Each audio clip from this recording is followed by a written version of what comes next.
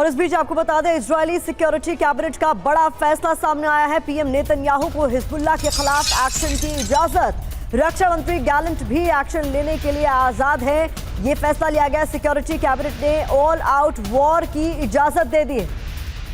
और हमारे साथ तमाम खास मेहमान बने हुए हैं। संजय सवाई साहब, अमेरिका के रोल को लेकर जब हम चर्चा कर रहे थे, बात कर रहे थे, जिक्र कर रहे थे, आप कुछ ऐड करना चाह रहे थे। अमेरिका की किस तरह की भूमिका इन पूरे अटैक्स के पीछे आपको नजर आ रही है? क्योंकि सीधे सीधे आशंका तो यही जताई जा रही है कि इजराइल ने जो कुछ किया, हालांकि माना तो उसने भी नहीं है, उसके पीछे अमेरिका भी था और अमेरिका को सब कुछ पता था।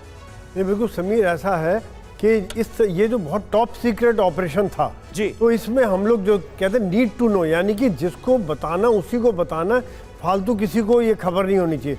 तो हो सकता है अमेरिका के जो टॉप लीडरशिप को इन्होंने इंडिकेशन दिया हुआ था, जैसा बताते हैं कि कुछ ना कुछ होने वाला है, कुछ ना कुछ करेंगे, लेकिन एग्जैक्ट डिटेल्स ऑफ ऑपरेशंस शायद लोअर लेवल पर अमेरिका से शेयर नहीं किया गया होगा।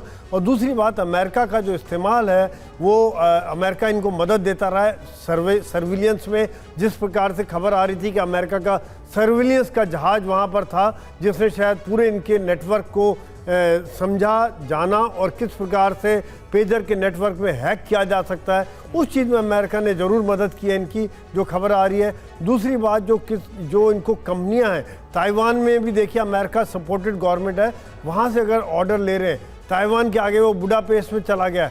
जो खबर जैसे आप बता रहे थे, बड़ी इंटरेस्टिंग खबर है, शायद एक जासूसी नॉवल या थ्रिलर मूवी बन सकती है इसके ऊपर, कि वहाँ पर वो कंपनी है ही नहीं, वो इजराइल ने खुद ही बना के वहीं ऑर्डर ले लिया। और सोचिए कि कितने महीने उनको लगे, आराम से बनाया, जो कुछ फिट करना अपने हिसाब से फिट करके फिर सप्लाई कर दिया।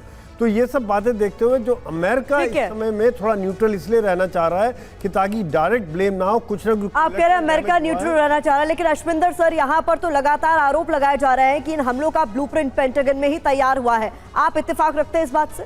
देखिए, अमेरिका का चुप रहना ही नेतन्याहू को बढ़ावा देता है, इजराइल को बढ़ावा देता है कि वो प्रोवोकेटिव स्ट्रेटेजी को फॉलो कर सके। और अब जब उन्होंने ये प्रोवोकेटिव स्ट्रेटेजी फॉलो की है, तो हिजबुल्लाह का रिस्पांस अब दो चीजों पे बहुत मैटर करेगा। सबसे पहले, कितनी जल्दी वो अपने कादर को वापस मोटिवेट कर सकते हैं, और दूसरा है कि कैसे अपना कम्युनिकेशन सिस्टम को लेके आ सकते हैं जिसमें ह्यूमन एलिमेंट, लैंडलाइंस और दूसरे तरीके का इस्तेमाल किया जाए, जहां पे मोबाइल्स, पेजेस और जो वॉकी टॉकीज हैं उनका इस्तेमाल ना हो, उसको वापस संगठित किया जाए। उसके बाद जो फाइटर्स हैं उनके, उसका कैसे इस्तेमाल किया जाए। और एक चीज मैं बहुत अहम कहना चाहूंगा, अभी तक सुसाइड बॉम्बिंग्स नहीं हुई हैं, और वो इसलिए नहीं हुई है कि इनके पास ऑल्टरनेटिव्स थे।